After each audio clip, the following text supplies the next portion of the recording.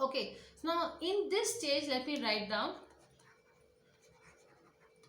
In this stage, some units of a few government organizations are connected through a group or market, you can say, leading to sharing of information and flow of data between different government entities. Okay, so this is the way that in this case it's some units of the few government organizations are connected through a group or market leading to sharing of information and flow of data between different government entities. So the first one was computerization, the second one was networking. Now we will go to the third stage. Okay, so the third stage is called as online it is rather. So let me write down here. Online presence. Okay, now what happened in the third stage? With increasing connectivity, a need was felt, to maintaining a presence on the web. So this resulted in the maintenance of websites by government departments and other entities. So maintenance of websites by government departments, okay, and other entities. Now generally these web pages or web sites contained information about the organizational structure, contact details,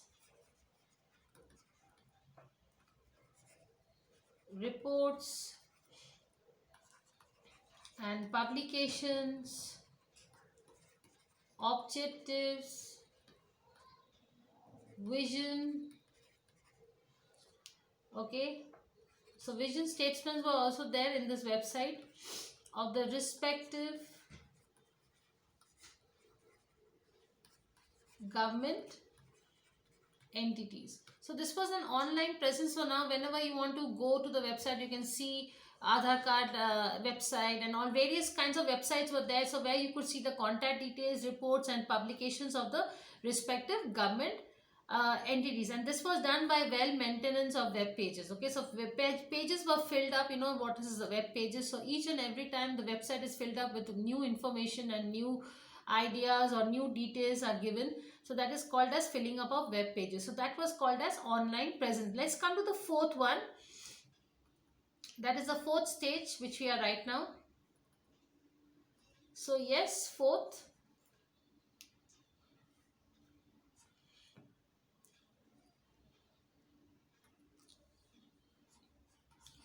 online interactivity. Okay, so what was happening is a natural way, the presence of online communication channels between government and various citizens were opening, civil society and organization, because online everybody was trying to interact with the government. Okay, so So what is the main objective of the stage? Let me write down. The main objective of this stage was to lessen the scope of personal interface with government entities by providing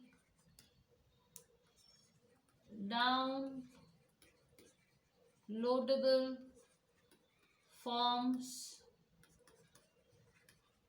instructions, acts, rules. Okay, so now this is emphasis that there has to be an automatic computerization system where is a good tool, and at micro level also IT automation must happen. Okay, so the push has various across initiatives to take that more and more livelihoods are increased by giving them jobs, and IT sector should be focused, and there should be an IT task force also.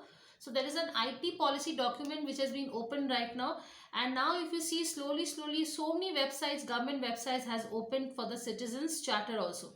So what are the advantages of e-governance? Let us see one by one. Okay, so advantages of e-governance. Okay, so first one, it is improvement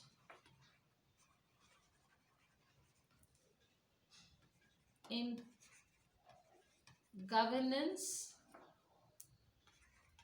which enabled by the resourceful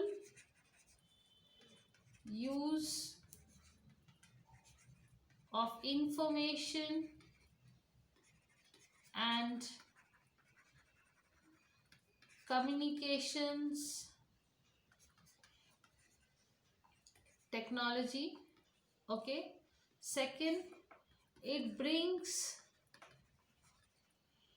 better access to information and excellence services for citizens, and it also brings what? Simplicity, efficiency, and accountability in the government. So everybody can see the websites in front. Now through the use of ICT, to governance combined with comprehensive good business processes, there is a quick re-engineering. So every day, all these complicated processes are simplified, and through way of changes, and what are the boards, what are the organizations, what are the new rules and regulations. So e-governance is advantageous to citizens and governments as rapid growth of communication technology and its adoption in governance would support to bring government machinery to the doorsteps of the citizens, so citizens can sit and can understand that what the government is doing for the citizens. Okay, so that is very important. Okay, and that is why there has to be an interaction also between, as I said, it creates a government transparency also. Okay, so now let us see the interactions between the groups in e-governance action for Plan of India.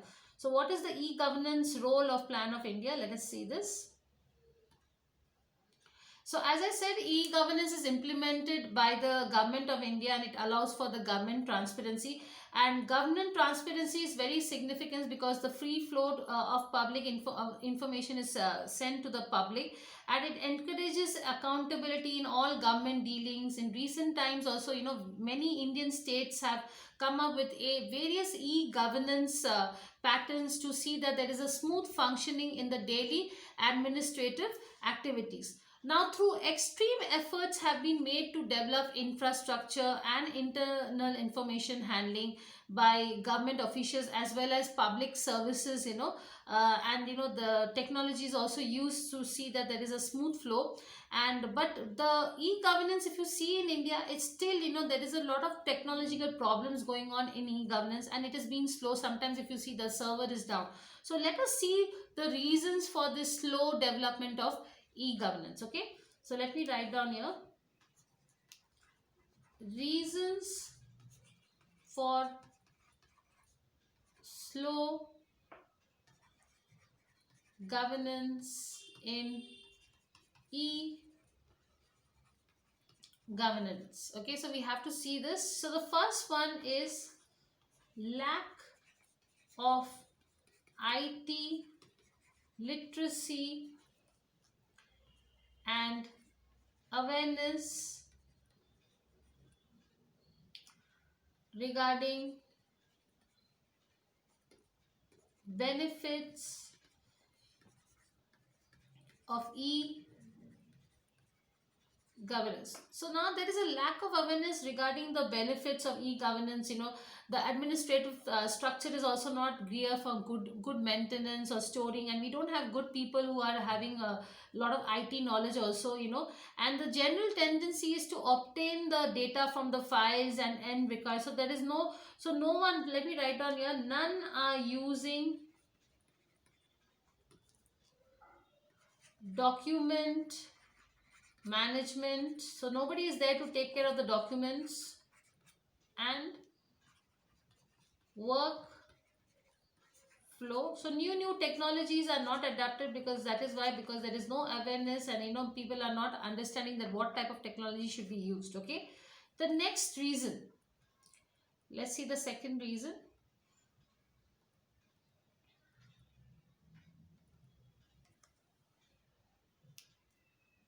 Okay, so the second reason is under utilization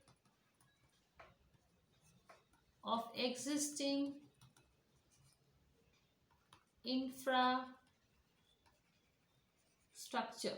Okay, now the second reason is that the computers in the department are used only for word processing only, and so there is no, in terms of their use in data mining for supporting management decisions. So let me write down here. Okay, so computers are used for only word processing. Okay, no usage of data mining. Now this is a very important programming for computers. So data mining for supporting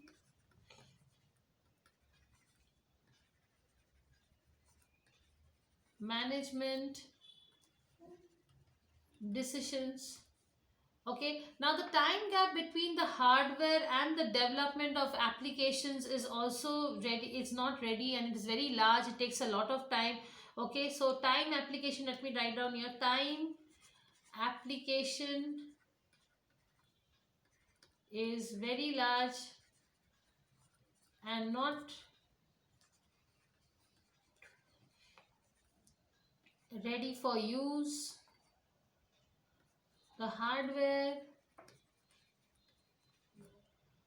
becomes outdated. So now this is what is the, you're seeing the banks are also suffering, especially the government banks. Okay, coming to the next one, next point. Yes, third, attitude of government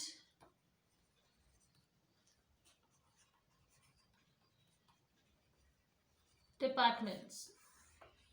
Okay, So now the government officials have very different attitudes compared to the private sectors, and conveniently the government executives, they think that, the government data is just used and they are not used properly also. So there must be more efforts from the government officials, and there must be good workflow technologies bringing out the change in the system, should be met. So let me write down here: more effort must be made to implement DMS. What is DMS? Data Management System, and workflow technologies, okay, or bringing out the change in the system, okay. So there must be no resistance from the government servants. Even they should be very amicable, and they should be friendly with the system. They should learn new things, okay.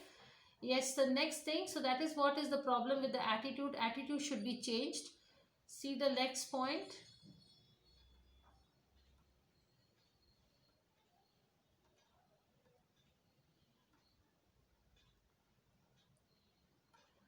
Okay.